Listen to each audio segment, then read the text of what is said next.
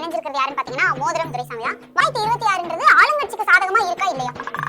நிச்சயமா அவங்களுக்கு முன்னாடி பார்த்தீங்கன்னா 26% அந்த தொகுதியில இருந்து அவங்க எடுத்தாங்க. கொங்கு மண்டலத்தில் 4%, தென் மாவட்டத்தில் ஒரு 7%, வட மாவட்டத்தில் ஒரு 8%, அப்புறம் அந்த பக்கம் பார்த்தீங்கன்னா ஒரு 3, அப்புறம் 4, 24 டேலி பண்ணி பார்த்தீங்கன்னா அவங்க அந்த சீட் எடுத்தாங்க.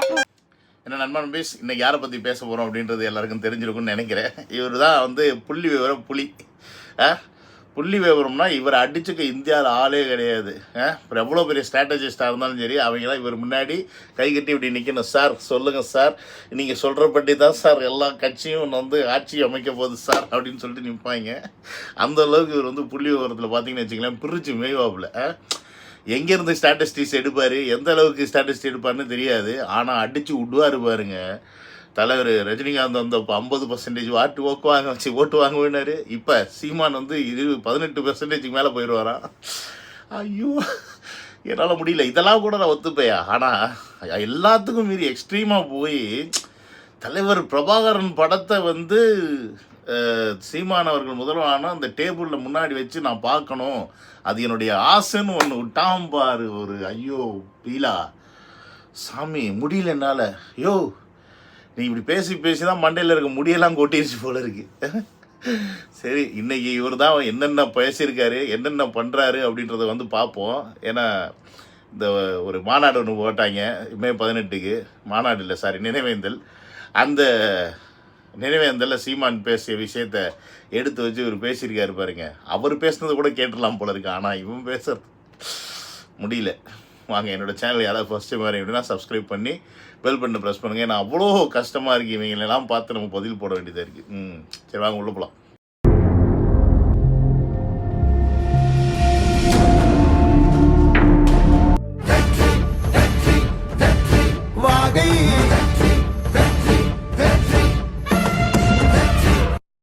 வணக்கங்க ஐயா, நல்லா இருக்கீங்களாங்க ஐயா? எல்லாரும் நல்லா இருக்காங்களா? இந்த ஜடாமுனீஸ்வரர் திருக்கோயிலை நித்தியப்படி தினந்தோறும் பூஜை நடக்குது. குழந்தை வரம், கல்யாண வரம், சகலத்தையும் கொடுக்குறாரு.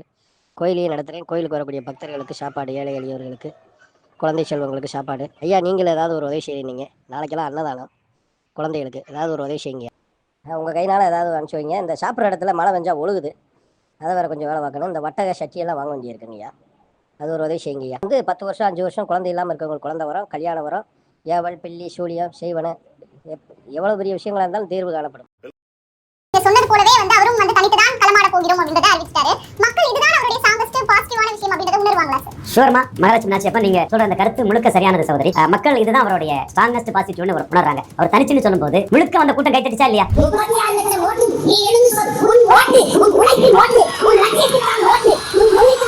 இந்த கப்பல் கரை சேர்ந்துருன்னு சொன்னா மக்கள் அதில் ஏறிடுவான்னு சொல்லும்போது 5வது முறை தனிச்சிருக்கக்கூடிய சீமான் தமிழ்நாடு சீஃப் மினிஸ்டர் ஆயிடுவாங்க, மக்கள் நம்பிடுவாங்க, அது சீமான் ஆதரிச்சிருவாங்க. Welcome to Vijay stock and welcome to another video. என்னது சொன்ன மாதிரியே நடந்துருச்சா? அடா பாவி மனுஷா, ஐயோ எதில் கிரெடிட் வாங்குறதுன்னு ஒரு அளவே இல்லையா? நாம் தமிழர் சீமான் அவர்கள் தனித்து நிற்கிறேன்னு சொன்னோடனே பார்த்தீங்கன்னா எல்லாரும் கைத்தட்டாங்கன்னு சொல்லி அதை ஒரு ரீசனாக எடுத்து சொல்கிறியே.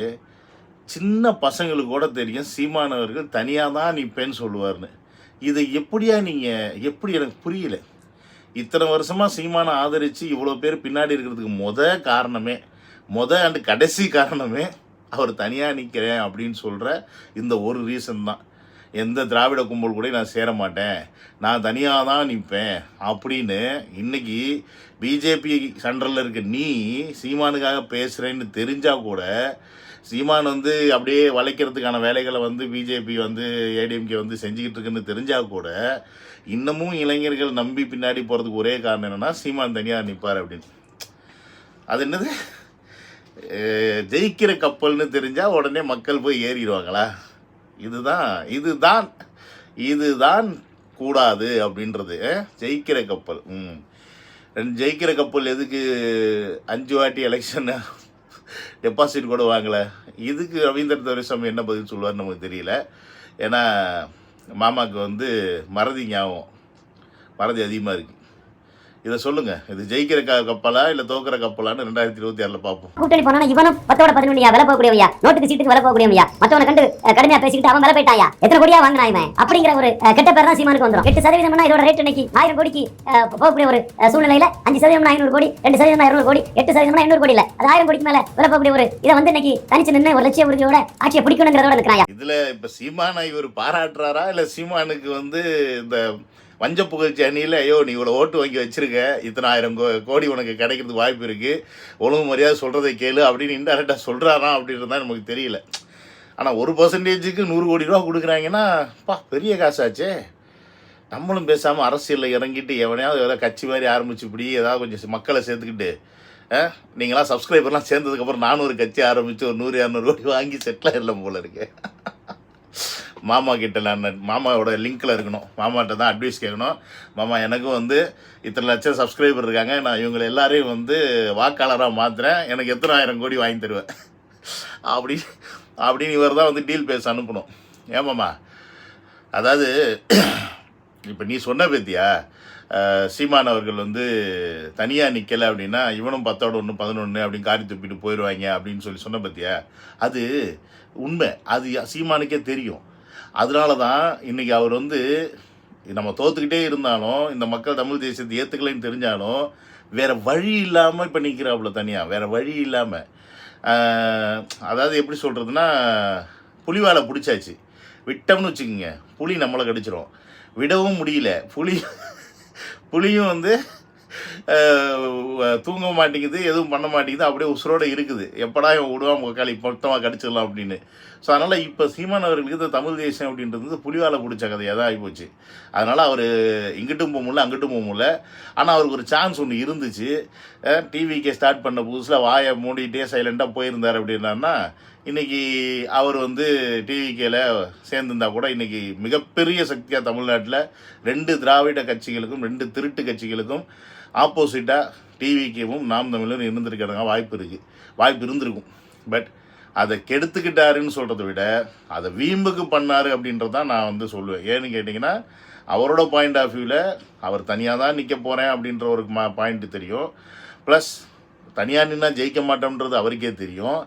ஆனால் ஜெயிக்கக்கூடிய கெப்பாசிட்டியோட ஒருத்தர் வந்தாலும் அந்த ஆளை எதிர்த்து சண்டை செய்கிறன்ற பேரில் வீணாக வம்பு இழுத்து உரண்டை இழுத்து இன்றைக்கி ஒன்றா சேர முடியாத மாதிரி ஒரு சுச்சுவேஷனை க்ரியேட் பண்ணி வச்சுக்கிட்டு திரும்பியும் தனியாக தான் நிற்பேன் அப்படின்றாருன்னா அப்போ இவர் யாருக்கான கைகூலி அப்படின்றது தான் இங்கே $1,000,000 கொஸ்டினாக இருக்குது.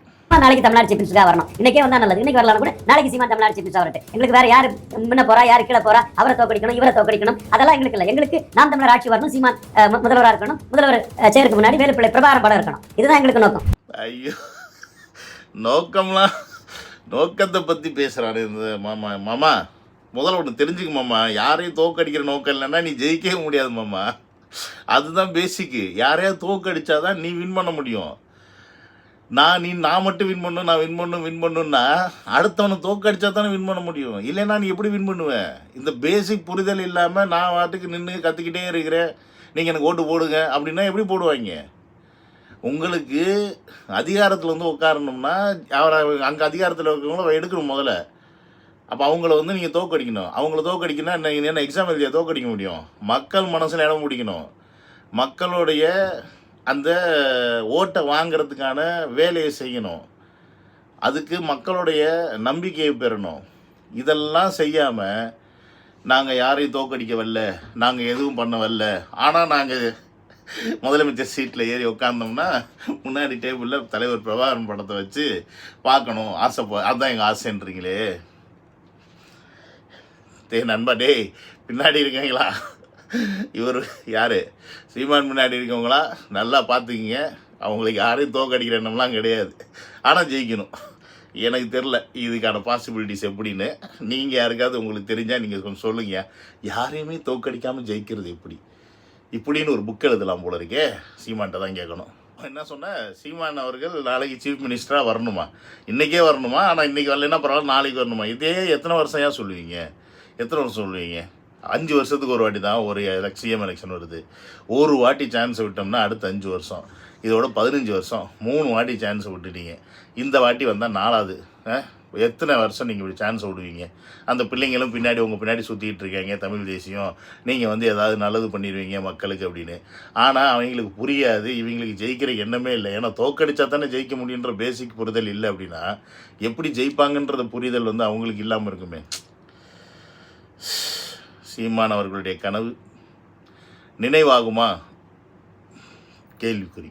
இது பிரபாகரன் மகன், தமிழ் மகன், நம்மள ஒருத்தன் வந்தவன், நம்மளுக்காக வந்த பிள்ளை, நமக்காக நிற்கிறான், நம்மளை நம்பி நிற்கிறான், தனிச்சு நம்மளை நம்பி நிற்கிறாங்கிற இதுல அவங்க நிற்கிறாங்க. சீமானுக்கு 2026 வியூகமே தனிச்சு போட்டியிடக்கூடிய சீமானுக்கும் நாம் தமிழருக்கும் ஓட்டா, கொள்கையற்ற முரண்பாடான சந்தர்ப்பவாத பச்சோந்தி கூட்டணி அரசியல். என்னது சீமான் அவர்களுடைய தனிச்சு நிற்கிறதுக்கான எலெக்ஷனா இல்லை இந்த திருட்டு கும்பலுக்கான எலெக்ஷனா அப்படின்றது தான் நீ சிம்பிளாக கேட்குறீங்க. அதான மேட்ரு?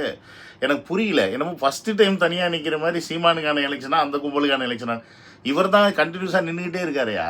அப்போ இது ஒவ்வொரு ஆட்டி நிற்கும் போதும் அது சீமானுக்கான எலெக்ஷன், அந்த திருட்டு கும்பலுக்கான எலெக்ஷன்றத மக்களுக்கு தெரியுமே. இருந்தாலும் இவரை நம்புறதுக்கு அந்த திருட்டு கும்பலையும் நம்பிட்டு அவங்களுக்கே ஓட்டு போட்டு போயிடலான்னு போயிடுறாங்க. இப்போ இவர் நட்டத்தில் நிற்கிறாப்புல. நீ என்ன சொல்கிற? நம்ம மகன், நம்ம தலைவர் எல்லாம் சொல்கிறீங்க. ஆனால் இந்த வீடியோ பார்த்துட்டு கமெண்ட்டு போடுற எத்தனையோ பேர் உங்கள் விஜய் என்ன பண்ணுறாரு, உங்கள் தமிழ்நாட்டில் என்ன பண்ணுறீங்க அப்படின்னு இலங்கை தமிழர்களே தமிழ்நாட்டை இலங்கை தமிழர்களையும் பிரிக்கிறாங்க. புரியுதுங்களா இல்லையா? அவங்களே பிரித்து பேசுகிறாங்க. அவங்களே பிரித்து வந்து தமிழர்களுக்குள்ளே இந்த பிரிவினை எப்படி இப்பயே இருக்குது. அப்புறம் எப்படியா ஒற்றுமையாக இருப்பீங்க? அப்புறம் எப்படியா ஜெயிப்பீங்க? எப்படியா எவையா ஓட்டு போடுவான்? எனக்கு புரியல. அந்த கூட்டத்தில் உட்காந்துருக்கவங்க கை தட்டுறாங்க அப்படின்னா அவர் பேச்சுக்கிற பாதி பேர் ரசிப்பாங்க. நீங்கள் சொல்லுவீங்களே விஜய் பின்னாடி வர்ற ரசிகர் கூட்டம் எல்லாம் வந்து ஓட்டா மாறிடுமான்னு. அப்போ இதுக்கெல்லாம் வந்து ஓட்டா மாறிடுமா அப்படின்ற ஒரு கேள்வி அங்கே வருது இல்லை? அவர் அப்படியே ஆக்ரோஷமாக பேசும்போது இப்போ ஒருத்தர் கை தட்ட ஆரம்பித்தா மொத்தம் கூடும் கை தட்ட ஆரம்பிச்சிடுவாங்க. அவ்வளோதான் மேட்ரு. சரி, அவங்க கை தட்டிட்டு போகிறாங்க.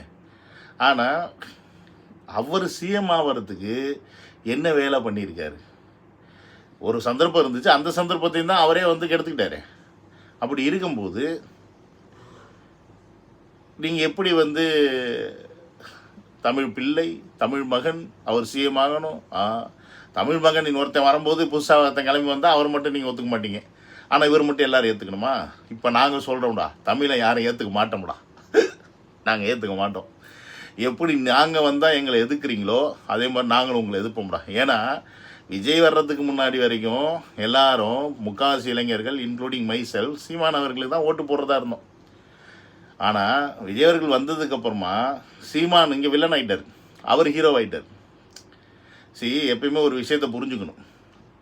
நம்மளை விட வலிமையான ஒருத்தவங்க வர்றாங்க அப்படின்னா ஆமாம் அவங்க வலிமையாக இருக்காங்க அப்படின்றத ஒத்துக்கணும். இல்லை நான் தான் அனுபவசாலி, நான் தான் இதில் வந்து ஃபஸ்ட்டு வந்திருக்கேன், எனக்கு தான் எக்ஸ்பீரியன்ஸ் அதிகம், அப்போ எனக்கு தான் எல்லாம், நீ தான் என்கிட்ட வந்து நிற்கணும் அப்படின்னா முட்டாள்தனம். இது சிம்பிளாகவே சொல்லலாம். எஸ்ஏசி புள்ள தான் விஜய் அவர்கள், புரியுதா? ஆனால் இன்றைக்கி விஜயோட அப்பா தான் எஸ்ஏசின்னு மாறி இருக்கு. ஸோ அந்தளவுக்கு அவர் வளர்ந்துட்டாருன்னு அர்த்தம். தட் மீன்ஸ் இதுக்காக அவங்க அப்பா வந்து என்ன நம்ம பையன் வளர்ந்துட்டான், அவரோட அப்பா நம்மளை சொல்கிறாங்களேன்னு அவர் கோச்சிக்கிட்டாருன்னு வச்சுக்க, அவர் முட்டாள். ஆனால் அதை தவிர்த்து அவர் பெருமைப்பட்டார்னு வச்சுக்க, நம்ம பையன் செமையாக வளர்ந்துட்டான், நம்மளோட வளர்ந்துட்டான், நம்ம எங்கே போனாலும் நம்ம பையனால் தான் அடையாளம் கிடைக்குது அப்படின்னா அதுதான் உண்மையான அன்பு. அப்போ அந்த அன்பு சீமான் அவர்கள்ட்ட இருந்து எங்கே போச்சு? விஜய் மேலே வர வேண்டிய அன்பு. நம்மளை விட பெரிய வளர்ச்சி, தம்பிக்கு பெரிய ரசிகர் கூட்டம் இருக்குன்னு சொல்லி தானே அவர் கட்சி ஆரம்பித்து அந்த மாநாடு வரைக்கும் தம்பி தம்பி தம்பின்னு பேசிகிட்டு இருந்தார். மைக் செட்டுக்கெல்லாம் தம்பியை யூஸ் பண்ணார். பாட்டு போட்டதுக்கு என் தம்பி தான் எனக்காக பாட்டு போட்டேன்னு சொன்னார், எல்லாம் சொன்னார். அப்போ அவ்வளோ நேரம் தம்பியை வந்து பாராட்டிவிட்டு ஒரு மாநாட்டில் வந்து ஒரு வார்த்தையை பேசணுன்னு எதுக்கு பொங்கணும், எதுக்கு லாரியில் அடிபட்டு போகணும் அப்படின்ற வரைக்கும் பேசணும்? ஏதோ 1-2 வார்த்தை அவரோட கொள்கை, தம்பியோட கொள்கை எனக்கு உடன்பாடு இல்லை அப்படின்னு சிம்பிளாக முடிச்சிருந்தா கூட இன்றைக்கி இது இந்த அளவுக்கு முத்தி இருக்காது. இவங்க 2 பேரும் சேர்றதுக்கான ஒரு சூழ்நிலை, சுமூகமான சூழ்நிலை வர்றதுக்கான வாய்ப்புகள் வந்திருக்கும். இதை கெடுத்துக்கிட்டது டிவிக்கு, அதாவது விஜய் அவர்களா சீமான் அவர்களா? எனக்கு தெரிஞ்சு சீமான் அவர்கள் தான் கண்டினியூஸாக பேசிக்கிட்டு இருந்தார். கண்டினியூஸாக சீமான் அவர்கள் தான் வந்து சாட்டிகிட்டு இருந்தாங்க. துரைமுருகன், சாட்டை துரைமுருகன் தான் கண்டினியூஸாக பேசிக்கிட்டு இருந்தாப்புல. ஸோ அப்போ இங்கே விஜயை தாக்குனது சீமான், விஜய் இல்லை. விஜய் அவர்கள் லாரியில் அடிபட்டு செத்துருவேன்னு சொன்னதுக்கப்புறமா கூட விஜய் அவர்கள் சீமானுக்கு பிறந்தநாள் வந்து சொன்னார். அதோடையாவது முற்றுப்புள்ளி வச்சாருன்னு கேட்டால் இல்லை. பணத்து முறினார், அப்புறம் என்னென்னமோ சொன்னார். இதெல்லாம் எதுக்கு சொன்னார், எதுக்கு வீணை வறண்டை எழுத்தார்? அப்போ இதுக்கெல்லாம் சீமான் அவர்கள் தான் பதில் சொல்லணும். ஆனால் பதில் சொல்ல மாட்டார். ஏன்னா உங்களுக்கு தான் யாரையுமே தோக்கடிக்கிற எண்ணமே கிடையாது. ஆனால் ஜெயிப்பீங்க, தோக்கடிக்க மாட்டாங்க, ஜெயிப்பாங்க. எனக்கு இதுக்கு மட்டும் எவனா பதில் சொல்லுங்கடா டே. இனியோ மக்களே, இப்போ ஒரு விஷயம் நமக்கு நல்ல கிளாரிஃபை ஆயிடுச்சு. என்னன்னு பார்த்தீங்கன்னா, இந்த பக்கம் தளபதி அவர்கள் டிஎம்கே அஃப்கோர்ஸ் தன்னுடைய எனிமி, அண்ட் தென் பிஜேபியும் தன்னுடைய எனிமி அப்படின்றத டிக்ளேர் பண்ணிட்டாரு. ஒரு காலத்துலையும் பிஜேபி கூட கூட்டணி இல்லை அப்படின்றத மாதிரி சொல்லிட்டாரு. ஏடிஎம்கே கூட வர்றதுக்கான வாய்ப்புகள் இருந்த மாதிரி நிறைய மீடியாவில் பேசுனாங்க. அதில் எந்த அளவுக்கு உண்மை இருக்குது, எந்த அளவுக்கு பொய் இருக்குன்னு நமக்கு தெரியல. பட் இதற்கான அந்த வாய்ப்பு மொத்தமாக வந்து ஏடிஎம்கே வந்து மூடிட்டாங்க, பிஜேபி கூட கூட்டணி வச்சு. இந்த பக்கம் இப்போ நாம் தமிழர் அவர்கள் நான் தனியாக தான் நிற்க போகிறேன்னு அவரும் வந்து டிக்ளேர் பண்ணிட்டாரு. உண்மையாலுமே தனியாக தான் நிற்க போகிறாரா, இல்லை கடைசி நேரத்தில் எதுவும் ஏடிஎம்கே கூட்டணியில் போய் சேருவாரா என்னன்றது அது அவருக்கு தான் வெளிச்சம். பட் என்னை பொறுத்த வரைக்கும் தமிழ்நாட்டில் ஒரு தமிழன் சிஎம் ஆகிறதுக்கான மிகப்பெரிய ஒரு ஆப்பர்ச்சுனிட்டி அரசியல் களத்தில் தளபதி அவர்கள் இறங்கினதுக்கு அப்புறமா இருந்துச்சு. ஆனால் அந்த ஆப்பர்ச்சுனிட்டியை அதிகாரத்திலையும் பங்கு, ஆட்சியிலையும் பங்கு அப்படின்ற அந்த கோட்பாடோடு வந்த விஜய் அவர்களை உதாசீனப்படுத்தி எட்டி உதச்சி, நீ என்ன பெரிய ஆளா, நான் தான் இந்த அரசியலில் சீனியர்ன்ற மாதிரி திமிருத்தனத்தையும் தெனாடுத்தனத்தையும் ஆரம்பித்தது சீமான் அவர்கள் அப்படின்றத எல்லாருக்குமே தெரியும். இதை தமிழ் தேசியம் பேசுகிற பசங்க ஒத்துக்கிறாங்க, ஒத்துக்காமல் போகிறாங்க, அது நமக்கு கவலை கிடையாது.